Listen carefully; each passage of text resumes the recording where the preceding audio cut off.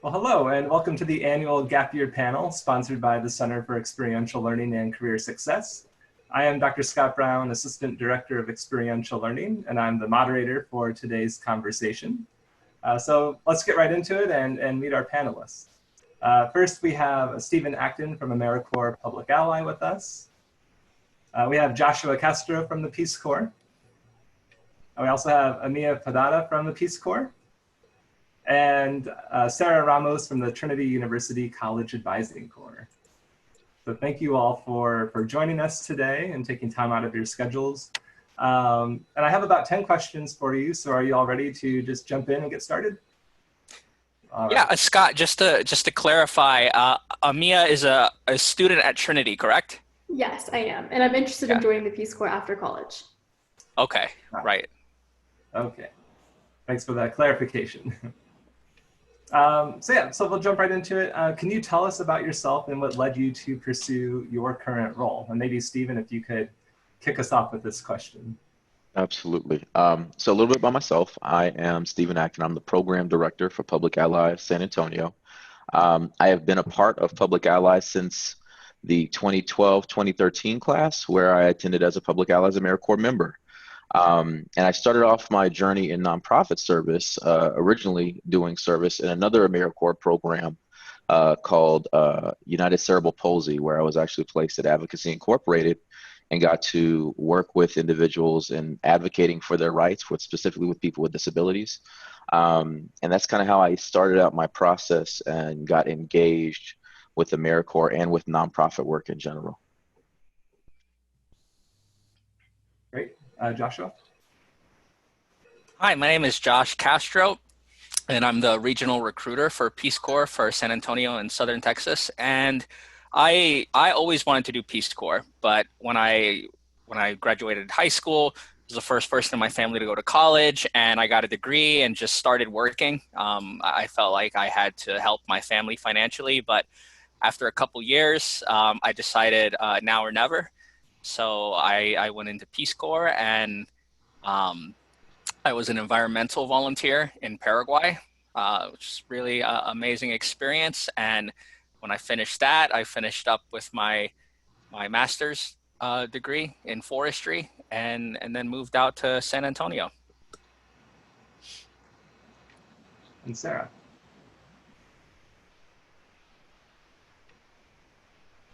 All right. Hi. Oh, sorry, not wrong, Sarah. Hi, Sarah Ramos. I am the project director with the Trinity University College Advising Corps.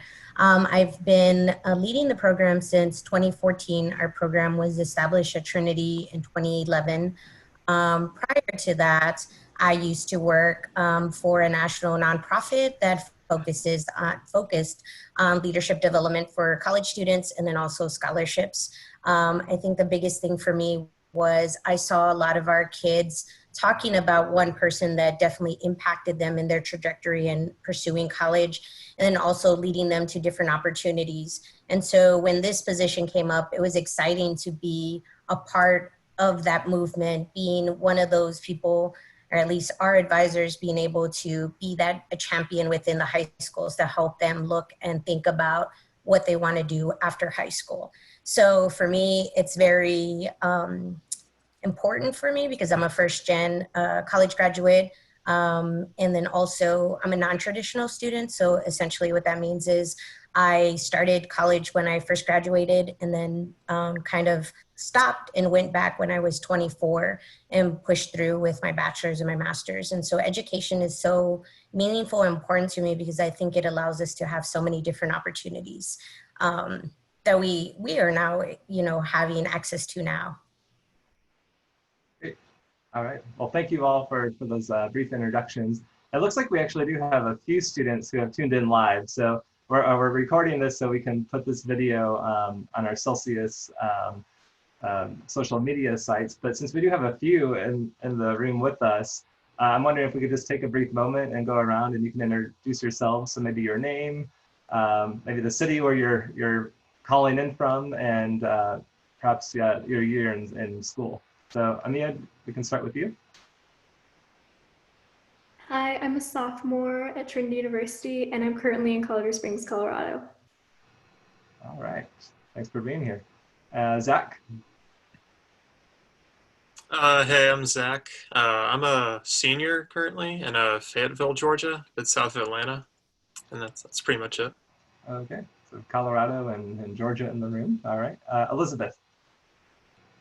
Hi, I'm Elizabeth. I'm a sophomore at Trinity University, and I'm in Sugar Land, Texas right now. And the other Sarah in the room. Hi, I'm Sarah. I'm a junior at Trinity, and I'm currently in Missouri City, Texas. So, hi.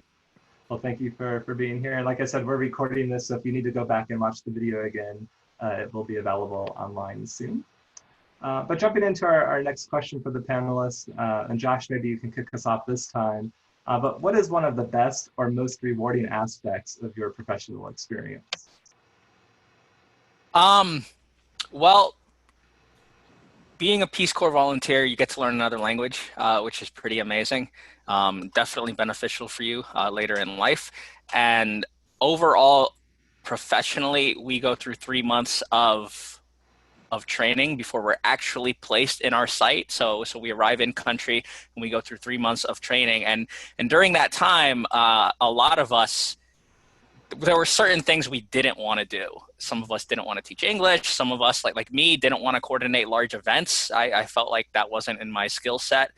But when you're in Peace Corps, you really go out of your comfort zone all the time. And professionally is one of them. You just go with it. And if you don't really know how to do it, you figure it out. And I ended up coordinating nationwide events, nationwide camps, huge events for environmental holidays.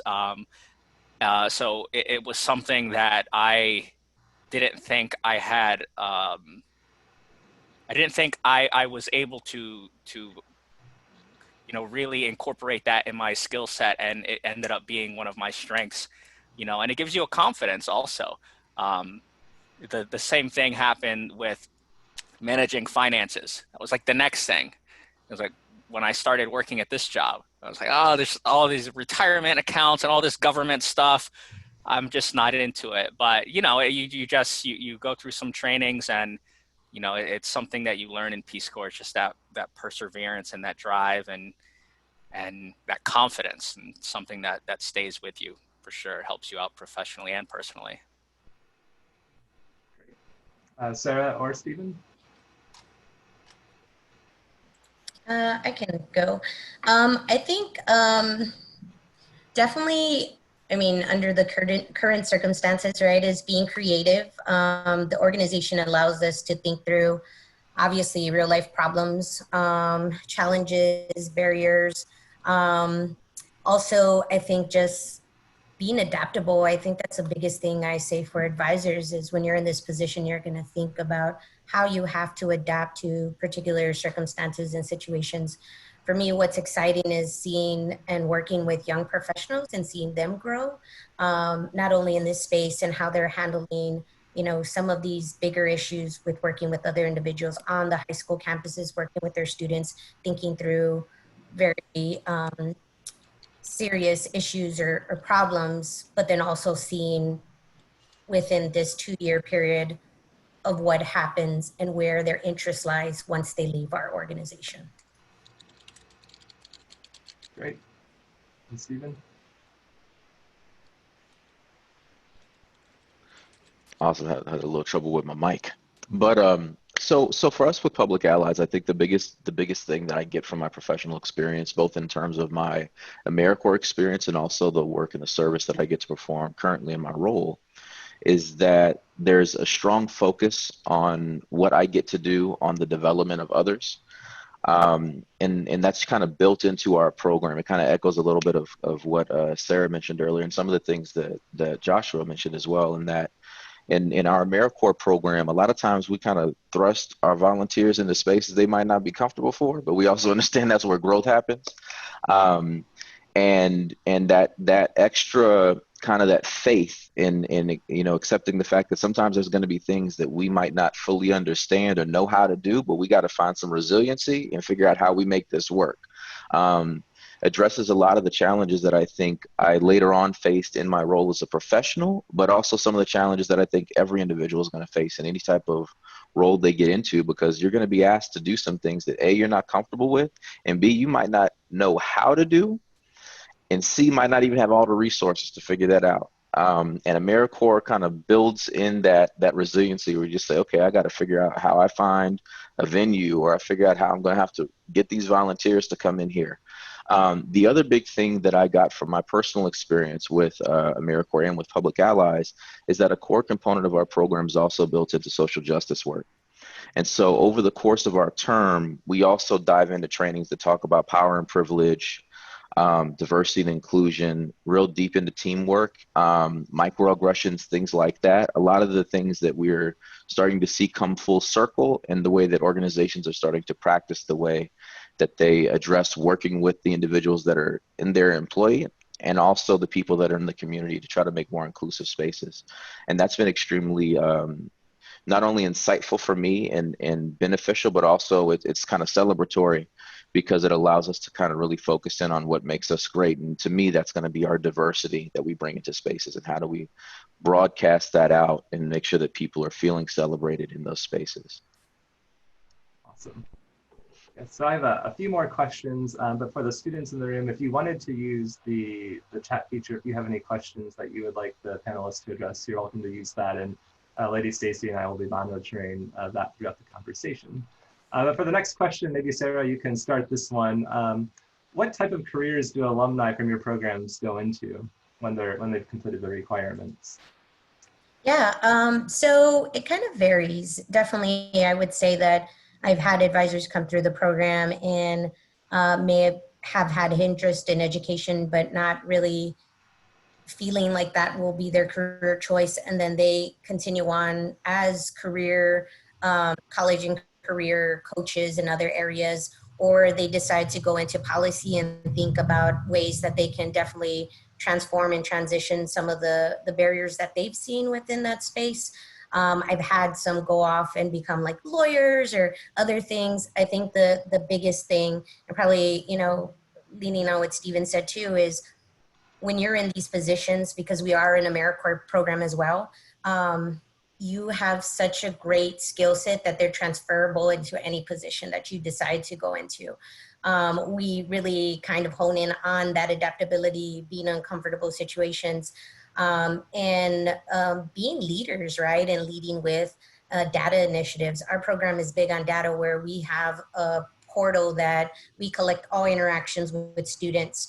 And so one of my advisors from last year, she actually went to go work for SA 2020 and is basically a data analyst. And it's somebody that didn't really care for data. And I know as she was in her program, she was like, oh, I don't really care for it. But then she started to create these amazing spreadsheets to stay organized because of the amount of work we had to do. And then now, after she left, she's like, I'm really thinking about this data position. And her first love and passion was art, and that was really what I thought her trajectory was going to lead her to. But as she did our program and then she went off to another nonprofit, she really saw the importance of community in nonprofits and just wanting to be really that voice within those communities. And so sometimes those transitions and change, but I think any sort of career that is, advisors go into after this, they really have such a great skill set that they're able to transfer into any position. Josh, would you like to take it next? Sure. Yeah, so like Sarah was saying, you definitely get a lot of transferable skills that make you competitive for a lot of different jobs. In general, a lot of Peace Corps volunteers come back and become professors. I was a lecturer at University of Florida before I moved into this role with Peace Corps. A lot of people work for Peace Corps, the agency. They start their own businesses. Some of them may stay in the host country where they were a Peace Corps volunteer doing different things there. Foreign service officers. And because we have the Coverdell Fellowship, something only available to people who were Peace Corps volunteers, a lot of them go back into grad school. Specifically, because we have 6 different sectors, People who were health volunteers, a lot of them end up working for the CDC or the FDA. Agriculture volunteers, the FDA, USDA, farmers, environmental volunteers, some of them work for the EPA, National Park Service, US Forest Service, community economic development volunteers work for FEMA. FEMA in general is a huge hirer of Peace Corps. They will set up tables at the agency in Washington, D.C. and try to recruit return Peace Corps volunteers. So a lot of us go to FEMA. In education, they come back and become teachers typically, and youth and development volunteers work in social work and nonprofits. And if you've noticed, a lot of what I just said are federal agencies. And so we have that year of hiring preference when Peace Corps volunteers finish their service. So, that's why it can be really useful if you want to start a federal career, having that year of hiring preference and then going into these different agencies. So that's a real popular thing for return volunteers to do. And Stephen. Yeah, so with our program locally, we have about 85% of our graduates go on to go into nonprofit organizations to serve full-time in that capacity. I'd like to say that's by chance, but really it's strategic. One of the ways that our program goes about facilitating the work and the service that we do in the community is that our members are placed at external partner organizations and agencies. We've had members placed directly with Trinity, or we've had members placed with Girl Scouts or Girls Inc. or SA 2020 and different organizations like that. And because they're serving over the course of those 10 months, specifically at that entity, a lot of times they get seen more so like an employee when they're in that space. And so it's a very easy transition once they're done with their AmeriCorps term for them to kind of roll into maybe a position that wasn't there before, but they've kind of created a need and a value in. Or for them to be looked at and say, hey, these are folks that already know our culture internally. We know their work ethic. We understand that they have already been trained, and anybody that does hiring and recruitment, we know that training is expensive. And so when we have folks that already have that in sight, they can easily roll into those positions. We also have members that go on to go back to school, because one of the great things about doing AmeriCorps programs is that at the tail end of it, you usually get an education award. For our program, that's going to be a full-time education award, which now is up to $6,095 that you can utilize at the end of your term to either go back to school or pay back those student loans. And so a lot of our members, when they finish up, they end up going back into school and then pursuing that long-term career that might be, again, a lot of them go into the national service to do nonprofit organizations. We also have folks that go into being lawyers and go into being teachers. We've had a couple individuals that go on even to get into advocacy for policy and get involved in some of the political areas and serve as councilmen and local folks like that. But a lot of the common themes that we see in the work that our AmeriCorps members do post their term is that they usually involve doing some type of service to the community. And I really truly believe that that's based upon the fact that in the process of even getting involved in these roles, even though sometimes we come in and we think, hey, I'm just going to do this to give myself something to do in the middle of my transition either to grad school or before I get into the workforce, and I'm trying to get some personal experience under my belt, great reasons. In the process of it, they start to find some passionate things that they really care about. And they start to find a little bit more about seeing themselves as an integral piece of making a difference inside their community. And it kind of rolls into them getting involved in careers that they might not have even perceived as something that's going to be interested to them. But that's really kind of how a lot of our AmeriCorps members and our alumni move into the space post their term of service. Yeah, and as an AmeriCorps alum myself, I can certainly speak to some of the skills that I developed when I was serving in that capacity, and in a way, it kind of mirrors what current employers are looking for. A lot of our employers have identified the ability to to orally communicate, to be able to communicate in a written format, teamwork and collaboration, and ethical judgment, and critical thinking. And I think some of you had said tolerating ambiguity too is certainly a skill that's important to have going into the workforce. And these are all great programs that can help either cultivate those skills or hone in on them a little bit more, like Sarah had mentioned. So, Stephen, you talked a little bit about the Education Award. Just to either repeat that or talk more about like some of the benefits of being a public ally. I know student loan assistance part of that or part of those benefits, and then from Stephen, we'll kick it over to Sarah after that. Awesome. So for our specific AmeriCorps program, as I mentioned before, we're a full-term AmeriCorps program, and with that, there comes a couple additional benefits to standard AmeriCorps programs. So for us as an AmeriCorps member, you are a volunteer, you are not an employee, even though you volunteer 42 and a half hours per week for our specific program, and sometimes you work in some roles that look very similar to an employee role, you're going to be a volunteer, so you do not receive a wage. What you receive for us is called a living allowance or a stipend. For our program, that's going to be $1,600 per month. We just raised it this year to kind of address some of the changes in cost of living locally.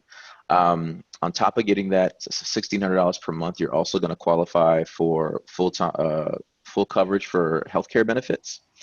Specifically for our program, that's going to be for the members serving themselves, not for family members.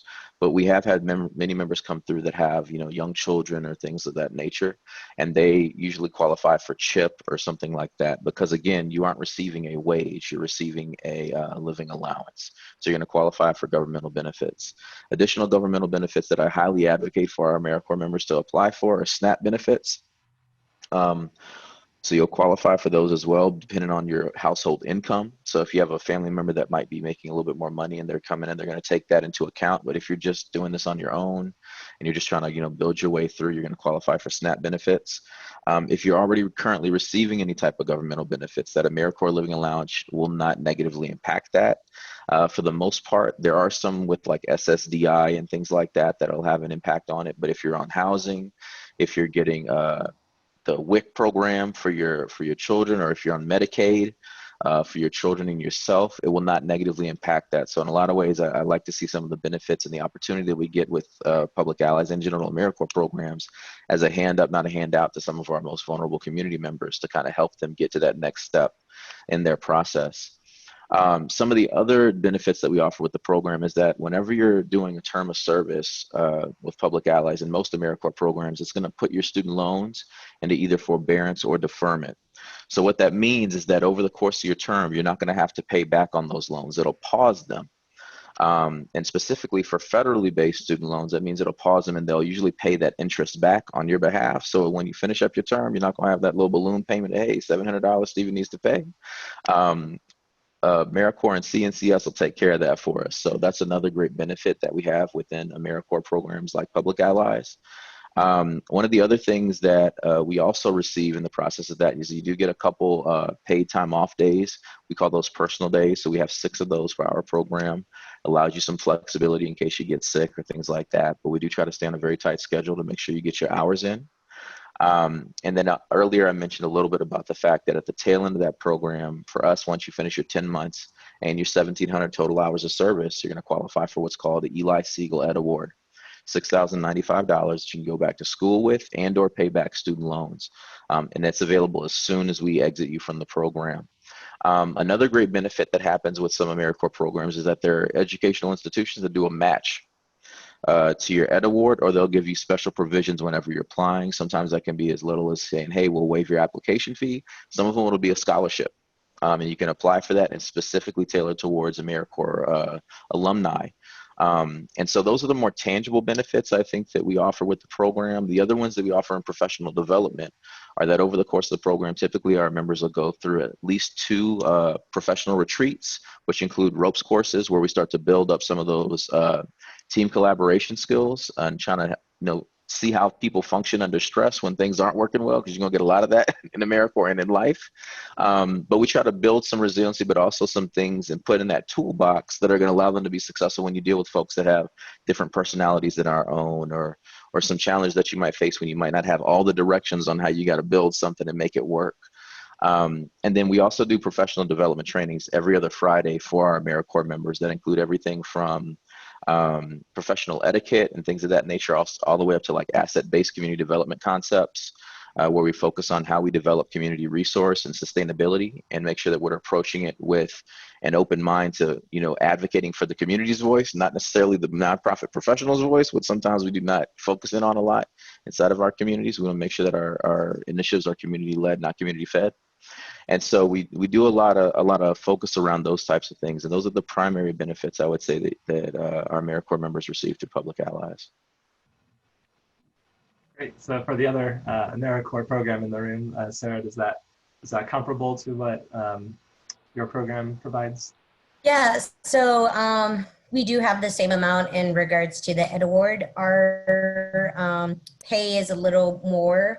So overall, the individual would get paid $27,984. So per month, that's $25,44. We do offer healthcare as well. And I don't know if that living stipend will increase every year. There's kind of like a set increase on that. I don't know if the Ed Award will go up as well. For us, we're an 11-month program. And so while we ask advisors or members to commit to a 2-year commitment to us, we also know that sometimes individuals will commit a year, and that's fine. And I think like our program this year, we have an individual that was served City Year. So that's another AmeriCorps program. And so they worked City Year, then they came over to us, and we were excited about that. At least I was excited because I already knew what I was going to get. An individual that was very familiar with the structure of AmeriCorps, that understood, the different capacities of what we're requiring. And I think that is definitely great when you start to connect and look at all these other AmeriCorps programs. I think what I love about AmeriCorps is how much they stress like volunteerism. So while we are obviously within the high schools helping students, I've tried to make us think about more opportunities where we're helping the community in different capacities, where it may not just be education, but maybe we're looking at food insecurity, or maybe we're helping at the diaper bank. And for me, it's exciting when I hear about an AmeriCorps program, because then I'm like, well, how can we, almost like cross-train and have y'all come in, participate in our training or participate in yours. And I think it allows advisors to be a part of a bigger network, which is exciting. And our program in general, not only are we connected to AmeriCorps, but we're connected to our national nonprofit, which is the College Advising Corps. And so our program is housed at different post-secondary or universities. And so in the state of Texas, it's like me, UT, A&M, and TCU. And then we go further outside of Texas. Just like AmeriCorps, it's exciting because then you have so many other different opportunities and places that you can start to look at your own growth and how do you fit into those cultures, or how do you fit in at our national office, or maybe in another AmeriCorps program. With our sick and vacation days, we kind of mirrored it off of Trinity. Because we were employees at one time, but once we became AmeriCorps members, we were exactly what Stephen said, is we are now volunteers. There are different specifications. So we try to keep it kind of set the same. So our members are given 13 hours, or at least they accumulate 13 hours per month. And they are on a probationary period. So technically in the month of December is when they can actually ask for time off. So they accumulate hours every month, whether that's sick or vacation. This year, what I added into the program is offering members mental health days. And I think that's so important in all of our work, right, that we do, the nonprofit work, and how much draining it is. I've really focused on pushing members to look at that, especially right now during this time of like taking a moment, stepping away from the computer, thinking through, how you can just be better and recharge. So that was something I implemented. I guess the beauty of our program is I have some flexibility on some of those components, making sure that at the end of the day, we're still doing what we need to do to impact our community. And so I think that's important. But yeah, I think a majority of the things that Stephen touched on are going to be very similar. We do have a childcare capability, but a lot of our individuals that are applying are directly from college, so they don't have or need that particular benefit. We do pay for healthcare. if they're not on their parents' plan. And so, yeah, I think that's all of the benefits. Great. And Josh, can you talk to the Peace Corps, to the benefits and if there's any student loan assistance with that? Sure. So first, the cool thing about Peace Corps is that it's fully funded. So you apply, you're issued an invitation, the flight there is covered, everything in between, and the flight back. So that includes medical and dental. We have a team of doctors at every post, and they'll take care of you if you're ever sick, if you ever get like dengue, something like that. We'll bring you in to the Capitol or wherever the Peace Corps post is, Peace Corps office, and they'll take care of you. They'll send you to specialists. They'll put you in a hotel or in a Peace Corps owned facility, give you extra money for food and travel and things like that. So you're well taken care of. You also have a living stipend. So they'll give you that money, and it's your responsibility to pay your rent, for local travel, to buy your food, and it's about average of the community that you'll be in. So you won't be, the wealthy American overseas. You're going to be just like everyone else. Financial benefits: when you get back to the United States, you get a $10,000 pre-tax readjustment allowance. So that's meant to, help you get back on your feet, get a car, get an apartment, whatever you need to do. But it's your money. You can do whatever you want with it. Student loan benefits: it's easy to get your loan deferred if you have a public loan. So when you're in service, you're not making payments. When you finish your Peace Corps service, you can enter into the student loan forgiveness program if you work for the government. And so that essentially is, after 10 years, they'll wipe out the remaining balance of your loan as long as you're making income-based payments. And Peace Corps service actually counts. So you make 2 years of $0 payments, then you come back, and if you work for the government, then you'll make, a remaining 8 years. And this also applies if you are teaching. I believe it's if you teach for 5 years at a Title I school, then they will take off $17,500 off of your balance. Now, I think that's right. Not 100% positive on that one, but okay, I'm getting the thumbs up. So good. Good. So those are the student loan benefits. You have 48 vacation days throughout your service. So, Peace Corps service in general it can be very busy at times, and then the total opposite. So your hours, if you're working at a school, for example, it might be 20 hours a week.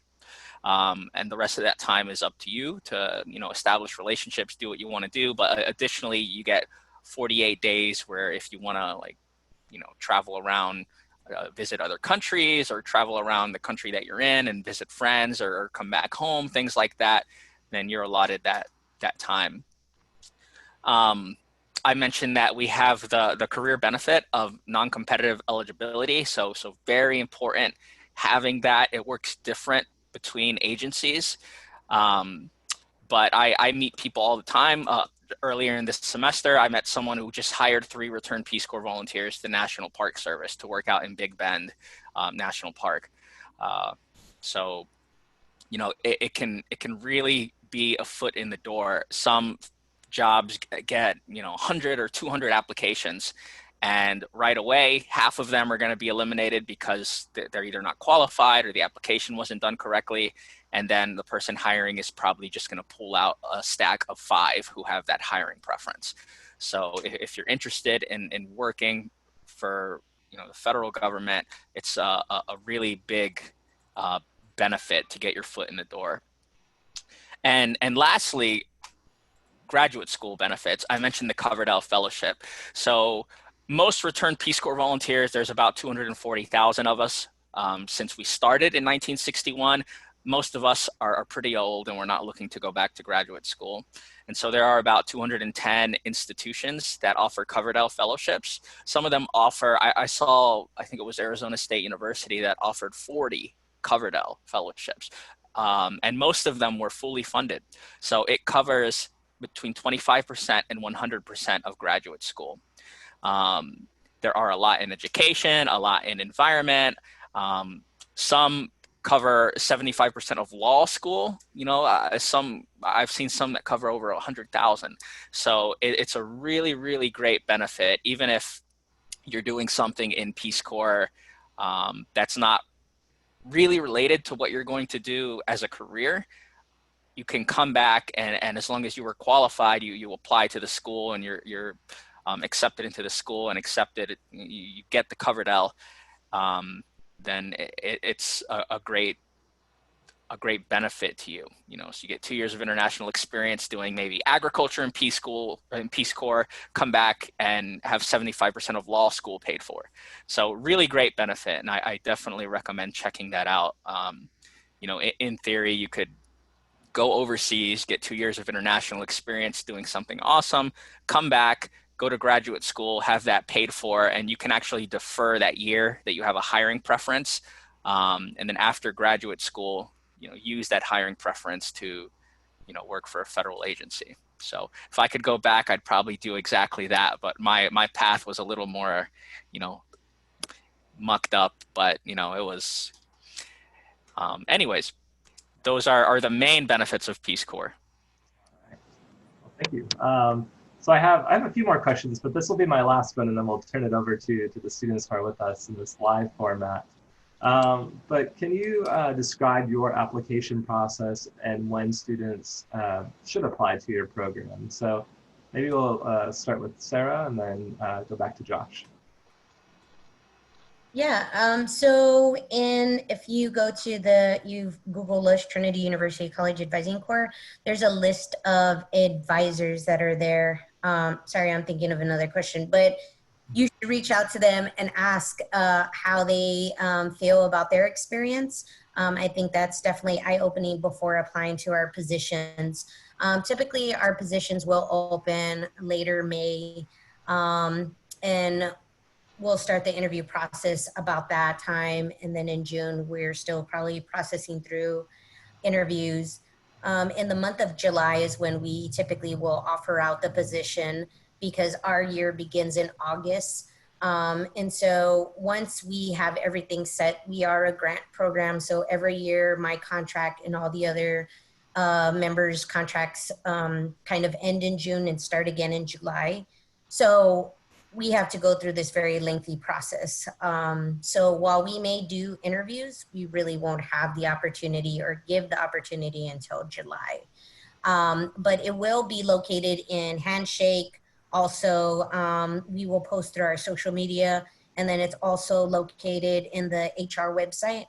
That's where the job typically is where it's housed, and it'll tell you to send all those particular documents. But as I mentioned, you can always reach out to advisors again and just kind of get their input on like the experience. But then also you can always reach out to me directly if you haven't seen it up just yet, and I'll let you know where we're at in that process. Especially now because we are separate from the university, we're trying to make sure we're doing everything right according to the university policies. And Josh? Yeah, so if you're interested in applying to Peace Corps, just on our website, peacecorps.gov, you'll find the application there. If you talk to people who applied 6+ years ago, it was completely different. Now it takes about an hour, and you submit your application, you submit your resume, and a 500-word max motivational statement, and you just do it very easily online. You can apply 2 different ways. You can select the country and the program that you want to go to. You'll also be asked to select a second and third preference. That's really important. A lot of people are good Peace Corps candidates, but we get maybe 400 applications to Thailand or Fiji or the Philippines or Jamaica, all Costa Rica. So very popular countries, and so we want to move them into maybe their second or third preference if they're not as competitive for those positions. The other way to apply is the traditional way. You can apply and let Peace Corps decide where to place you. And I usually recommend that way if you don't have a strong skill set. Maybe you have a little bit of experience doing some work in the environmental sector, maybe you don't have an environmental related degree exactly, you want to have a lot more flexibility to increase your odds of getting into Peace Corps. If you apply that way, you still are able to let us know your preferences. So if you want to go to a Spanish speaking country or a French speaking country, or if you're okay with going anywhere, but you just want to work in the health sector, or if there are any places where you don't want to go, you can indicate all of that if you apply that way. So we'll still take your preferences into account and consider you for, a large number of programs. And did you say, was that a rolling application or? Oh, yeah. Thank you. So our website is updated every 3 months. So February 1st, May 1st, August 1st, and November 1st. We'll post new programs on the website, and we want people to apply a year before they're ready to go. So if you look online now and apply, all of the programs we have online now are departing in January, February, and March of 2021. So keep that in mind. If you are maybe ending your junior year, beginning your senior year, that's when we want you to look into programs and apply, not after you graduate, because you'll still have to wait a year to depart. And obviously another important thing to mention, I'm sure a lot of you have heard that we've evacuated all of our volunteers because of COVID-19. So we do hope to get back to normal operations as soon as it's safe to do so. And so we're still accepting applications in the hopes that, January 2021 will be good to go. Great, thanks for the clarification. And Stephen, can you describe your application process and when candidates should apply? Absolutely. So for Public Ally San Antonio, we do use a rolling start and a rolling application process. So anytime that you feel like you're interested to either learn more about the program or actually go in and apply, and I'm actually going to send the link via the chat that goes directly to our Public Allies National website. You can go to that website and learn a little bit more about the program, and then click on, there's a little yellow box that says apply to be an ally. That's going to take you to a separate website that's going to allow you to put in your application for us or any other Public Allies program that's across the nation. We're in about 27 cities across the nation.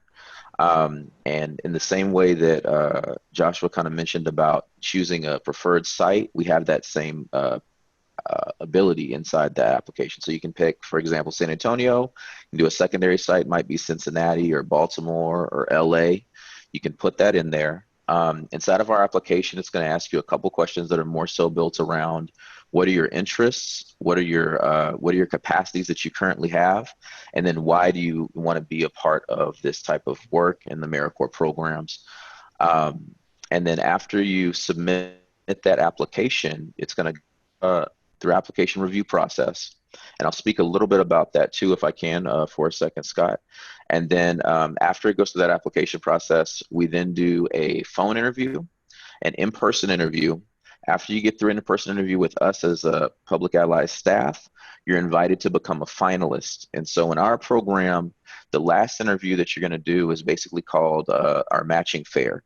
And so it's very similarly set up to speed dating. And you're going to sit down with every partner organization that we have for that program year. You get 10 minutes with them. They're going to ask you interview questions. I'm going to ring a bell and say rotate. You move on to the next table. And over that process, you're going to identify your top 5 selections. And from that, the partner organizations, they get to pick their top 5 allies. And then we try to do a match based upon the lowest common denominator. So if you pick Girl Scouts as your first choice and Girl Scouts pick you as your first choice, you're going to be placed at Girl Scouts. And we kind of go down that line to try to create equity in the selection of the members that come into the program. Additionally, in order to ensure that there's some equity in the looking at applicants and making sure we're seeing people for who they are, not exactly what they bring to the table, just in their experiences. We don't do resumes at our interview process with partners. We ask you guys to create a bio. And again, that bio is going to talk about your passions. What are some strengths that you come into? Because we kind of practice a values and strengths-based leadership model. What are some areas where you'd like to grow, the things you're interested in learning? what's a little bit more about your story. So when they get to meet you, they're going to learn about you first, and then you can answer those questions about what brought you to where you are right now. Again, we try to get away from the kind of the stigma where people just look at a resume and I say, hey, this is who Steven is. And that's just some of the things I did, right? I'm an individual. I have other things that I bring to the table.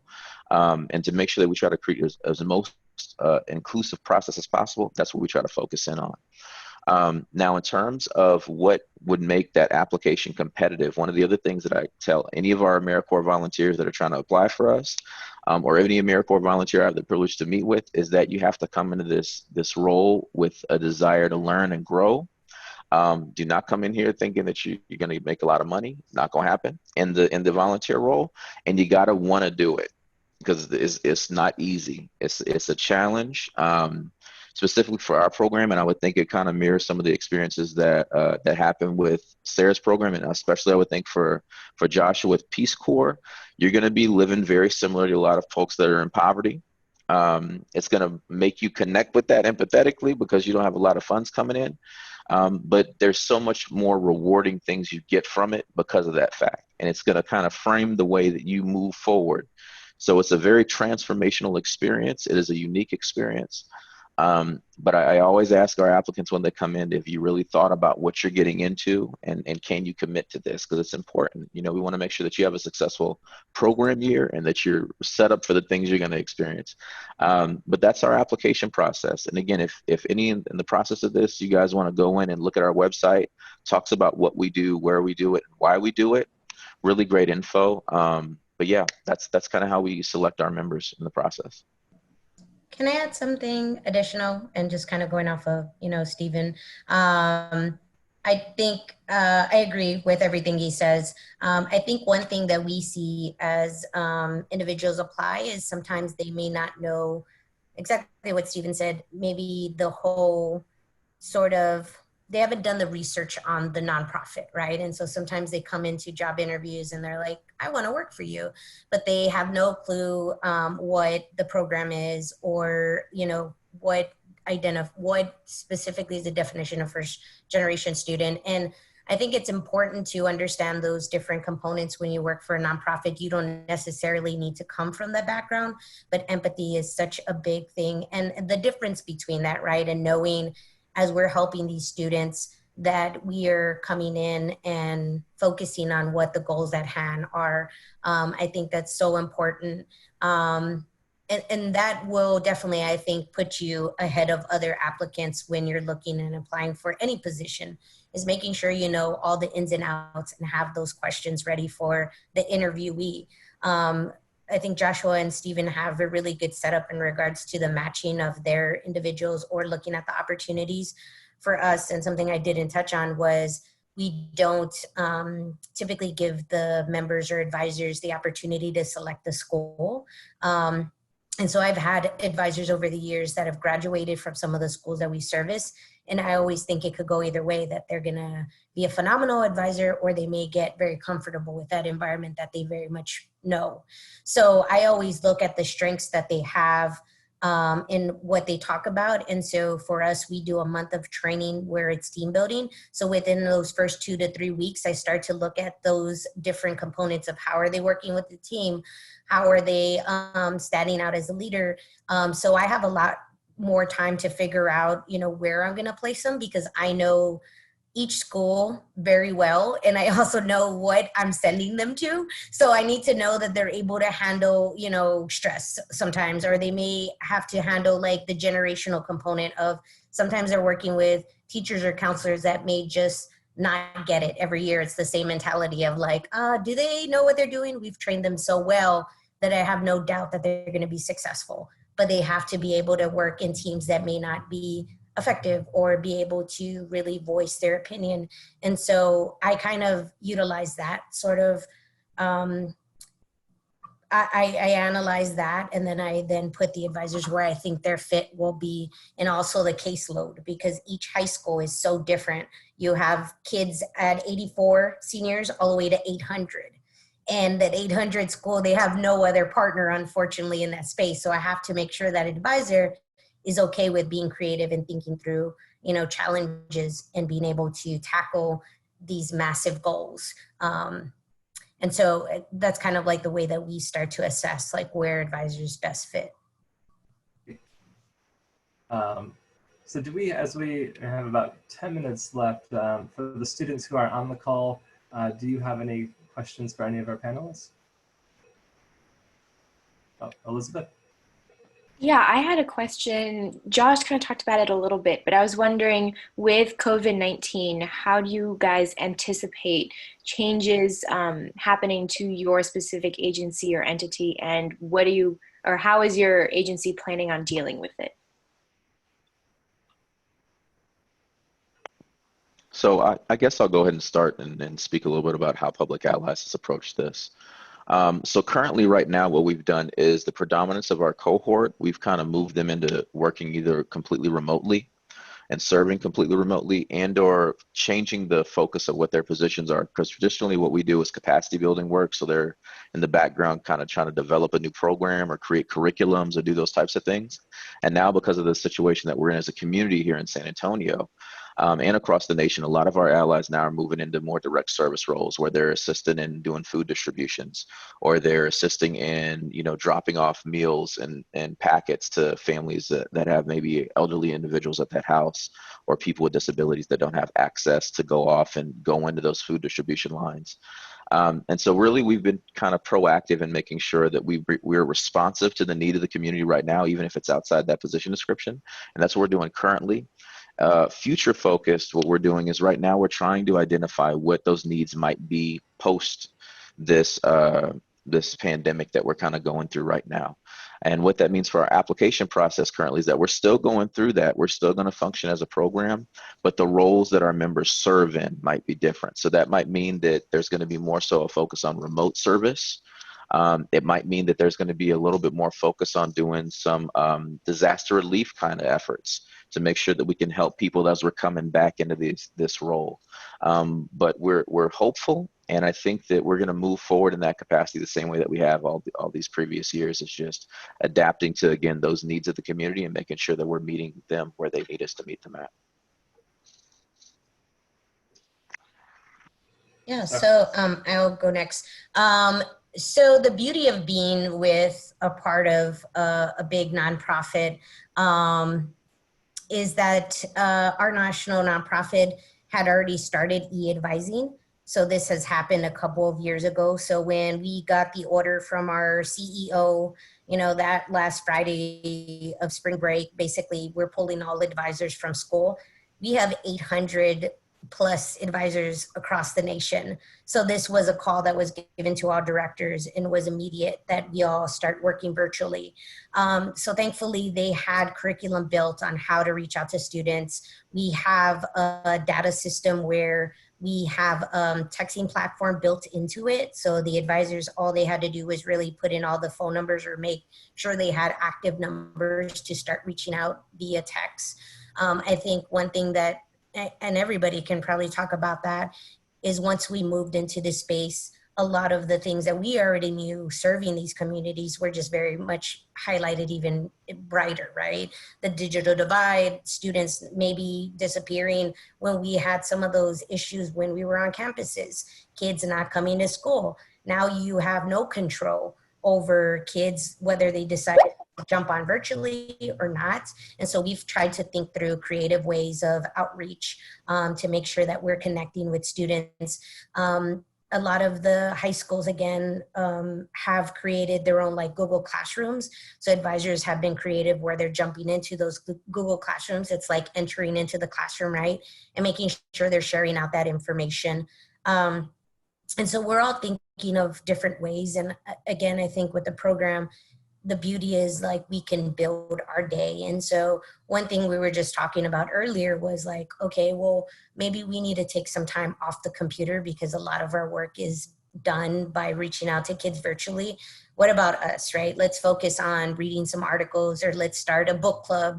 I think that this circumstance has definitely brought our team very close together. We're doing like everyday Zoom calls at 3 p.m. and we try to make it thematic so we can like lift spirits and it's not so like stressful throughout the day. And we're trying to bring in speakers. Yesterday we had state Diego Bernal come in and try to really hone in on like different sort of ideas or conversations that I think advisors want to be connected to, because there is still going to be life after this year, right? Whether they decide to stay with our program or they decide to go somewhere else. I think the one thing that our CEO did was, again, as I mentioned, our program is a 2-year program. What she did was extend for all those advisors a 3rd year, because she didn't know what was going to happen for next year. And she made sure that all those 2nd-year advisors weren't stressed. We know that some of our advisors have very similar backgrounds to our kids right now. And so there are food insecurity issues. There are components where parents are losing jobs and so on and so forth. And I think building a tight-knit support system and making sure that there are resources and areas that we could connect to, I think has been definitely important. One thing I do say, to advisors is I don't know when we will step foot on campus. While I try to tell them, like, let's think about it day by day, week by week, if they have questions about June, I'm like, we're not there. We're barely hitting May.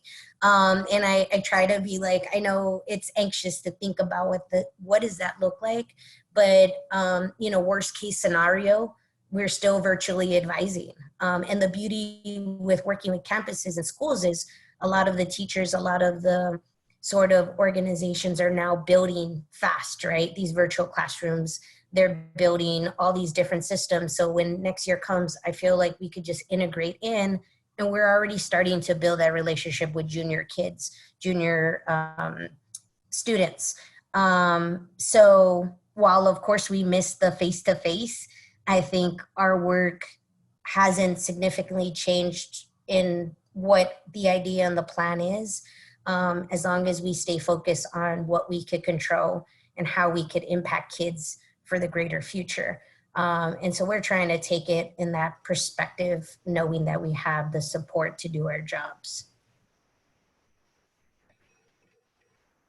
And Josh, it sounds like you have, you brought all of the Peace Corps back to the United States, is that right? And you're monitoring the situation? Yeah, so we, your safety and security is always our #1 concern. So we evacuated all of our Peace Corps volunteers, 7,000 plus Peace Corps volunteers. And all of them are going to have the benefits that you would get if you finish your Peace Corps service. So they're all getting the non-competitive eligibility. They're all getting the covered out fellowship, lifelong eligibility. And we are allowing them to either, when COVID-19 is no longer an issue, if they want to continue their service, they are allowed to do that, pending approval from the country director. And if they want to start their service over, we are allowing them to do that too with an expedited application. So they can apply and then do 2 additional years somewhere else. So 2 different options that our evacuees are going to have. As far as the agency, like Sarah said, we're not going on campuses. We're doing everything virtually. We are doing a lot of like how to work from home, how to take care of yourself, your mental health, different types of events like that. So when we are back in the field, we're going to start reassessing all of that October 1st, and it'll be on a country by country basis. So we might not be cleared to go to Thailand, but we're okay to go to Ghana. So that's how we're going to look at it before we start putting volunteers back in the field. I know we're right at the 2 o'clock mark. We had one more question come in. Our panelists, do you have just a couple extra minutes? If not, I understand. Yes, okay. So the last question for today then. So what is your experience with pre-health professions, for pre-health profession students in your organization, both during the program and those who are going into graduate schools later in the pre-health area? Would anybody like to start? So I'll go ahead and start. So for us, we've had a couple of our applicants that have actually come through other programs that are attached to Alamo colleges because we are a part of Alamo colleges, such as the Health Professions Organizational Grant or HPOG.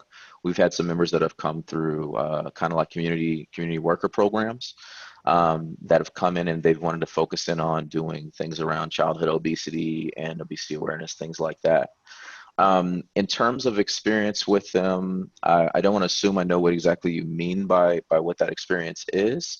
But I can say that whenever we get our members that come in that are more focused on those health related areas, whenever they're going through the process, we encourage them to try to look at our organizations that we have that are available and see if they can find alignment towards what their long-term goal is going to be. So if you're looking at doing something with doing maybe like medical or if something like that, you know, try to see if you see an organization that might say, okay, this is some things that we work in. A lot of them do data that can help in the medical area. And it kind of goes based upon what you feel like your interest is and what you're trying to gain from the experience is what I would say.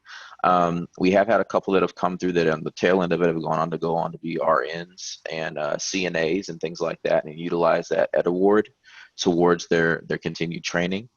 But what I think you'll find in your experience with at least our program is that the way that it's set up is that a lot of our members get experience in multiple different areas. So even though you might have a focus in on just doing, you know, health related stuff or pre-health professions, you can also find diversity and benefit from experiencing some things that aren't necessarily directly related to that are going to help you later on when you get into that more professional health related role, such as working with communities that, you know, might be dealing with some type of trauma and knowing that that might be a premorbidity to something else that might be going on, right? And we do have a focus on self-care and things like that inside of it. But again, it's going to just depend upon what that specific ally's interests are and what they're trying to gain from it. We do try to ascertain that in the very beginning of the program. You know, what are some of the expectations you have for your experience? Are you specifically only wanting to be with a medically related kind of position? Or are you open to experiencing something a little bit more different or a little bit off the track from that? But there's always going to be these skill sets that are developed in the process. I think of any of the programs that have been on the call today that are going to overlap into other things that you do in any shape and form. Great, thank you. Anybody else want to have the opportunity to answer? If not, that is okay.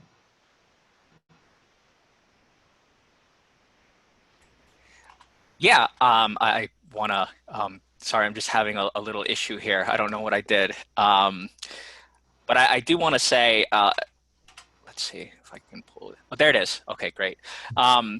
So health is a huge part of what we do in Peace Corps. It's all public health. It's not clinical. So it's sex education, child and maternal health, water sanitation, basic hygiene, basic nutrition. And I really think, you know, this is unbiased because I was an environmental volunteer, but I really think health and agriculture volunteers really make the biggest impact. Their skills are so appreciated and so necessary. When you, like Stephen said, you know, you get the experience that will help you along your career path. So if you have 2 years of international experience doing public health, that's going to be huge when you come back and you start getting into your professional field, whatever that may be. Even if it's not public health, if it's clinical, I've heard from a lot of people that this is something that really has value when you're applying to medical school, for example. And also professionally, public health has a lot of covered L's. Like I mentioned, there are a lot that cover 100%. So that is definitely something to look into. And there are a couple like nursing and other things that are not, you know, public health, but you know, still in the health sector. I don't know if that answered the question completely, but I just wanted to add that. Thank you. Well, thank you. You know, we are at that time plus some, so I do appreciate you sticking on for over an hour, but just to remind the audience, we have Stephen Acton with AmeriCorps Public Allies, we have Josh Castro with the Peace Corps, and Sarah Ramos with AmeriCorps program, the Trinity University College Advising Corps. So thank you all so much for spending your afternoon with us. and providing this information. As you can tell, we could probably continue talking for several more minutes about this program. And we're always excited that we have a lot of Trinity students who are interested in Peace Corps and AmeriCorps programs. And so we're just grateful for you all to continue serving on this panel year after year. So thank you all, and have a great day.